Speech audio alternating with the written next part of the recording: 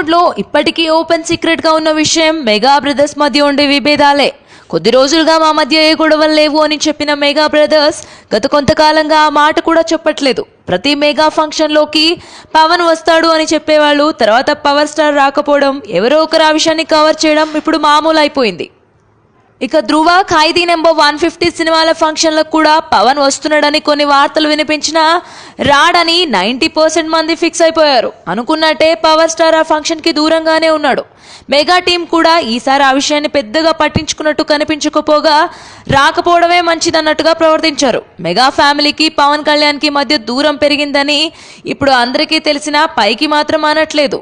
అయితే తాజాగా ఇప్పుడు మళ్ళీ ఈ మెగా విభేదాల విషయం తెర మీదికి రానుంది. తాజాగా కాటమరాయుడుగా పవన్ వస్తున్న సమయంలో జరగబోయే ప్రీ రిలీజ్ ఫంక్షన్ ఈవెంట్ కి చిరు వస్తాడా అన్న విషయం మీద కొన్ని చర్చలు మొదలయ్యాయి. అయితే ఇప్పుడు ఆ విషయం కూడా స్పష్టమైనట్టే కనిపిస్తోంది. చిరు కాటమరాయుడు వేదిక మీదకు రావడం లేదు. అసలు చిరు కోసం ఇన్విటేషనే వెళ్ళలేదంటూ సమాచారం. ఈ ఈవెంట్ లో కేవలం కాటమరాయుడు బృందం మాత్రమే పార్టిసిపేట్ చేస్తోంది. పవన్ సినిమా ఇండస్ట్రీకి వచ్చి 20 ఏళ్లైన సందర్భాన్ని పురస్కరించుకొని కాటమరాయుడు ఫంక్షన్ లో చిన్న సెలబ్రేషన్ కూడా ఉంటుందట. ఇందుకోసమైనా కనీసం చిరంజీవిని పిలుస్తారని ఫ్యాన్స్ అనుకున్నారు. కానీ ఈసారి అన్నయ్యని పిలవడానికి పవన్ ఎలాంటి అటెంప్ట్ చేసినట్టు కనిపించలేదు. 20 ఏళ్ల వేడుకని ఆర్భాటంగా చేయవద్దని, సింపుల్ గా చేసేయమని ఒకే మాట చెప్పాడట పవన్. ఈ నెల 18వ తేదీన ప్రీ రిలీజ్ ఈవెంట్ చేయబోతున్నారు. అతిథిగా ప్రస్తుతానికి mega power star Ram Charan రావడం మాత్రం కన్ఫర్మ్ అయిందని, మరోవైపు అల్లు అర్జున్ కూడా రావచ్చనే ఊహాగానాలు కూడా ఉన్నాయి. అయితే ఈ విషయంలో కూడా పక్కా క్లారిటీ అయితే లేదు. ఫ్యాన్స్ మధ్య విభేదాలు ముదిరి శృతి మించి రోడ్ ఎక్కడంతో దీనికి ఫుల్ స్టాప్ పెట్టేయాలని మెగా కాంపౌండ్ అనుకున్నట్టుంది.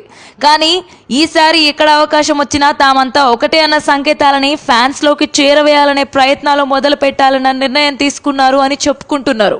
ఇక ప్రీ రిలీజ్ ఈవెంట్ కూడా భారీ ప్రాంగణంలో కాకుండా శిల్పకళా వేదికలోనే ఏర్పాటు చేస్తున్నారు కనుక వేల కొద్ది అభిమానుల మధ్య ఆడంబరంగా ఈ ఈవెంట్ జరగబోట్లేదు. ఖైదీ నెంబర్ 150కి ముందు గుంటూరులో చేసిన ఆ వేడుక ఆ సినిమాకి హైప్ తీసుకొచ్చింది. కానీ కాటమరాయుడు వేడుకని పవన్ సింపుల్ గా చేయమని చెప్పడంతో ఇక అన్నీ అలాగే జరుగుతున్నాయి. ఈవెంట్ లో ఏం జరగబోతుందో చూడాలి. Latest news. For more updates on anything happening in Tollywood, please like, share and subscribe to Tollywood Latest News.